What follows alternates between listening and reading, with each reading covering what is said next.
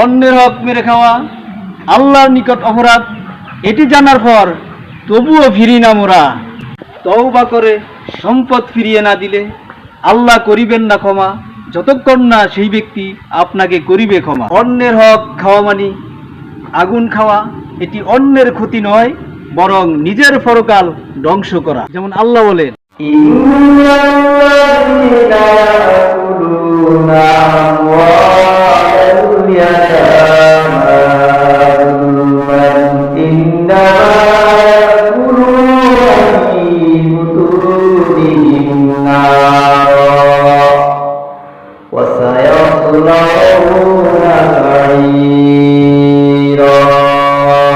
যারা এতিমদের সম্পদ অন্যায়ভাবে ভক্ষণ করে তারা যেন তাদের পেটকে আগুন দিয়ে ভর্তি করে, সুতরাং তারা শীঘ্রই অচিরে জ্বলন্ত আগুনে প্রবেশ করবে।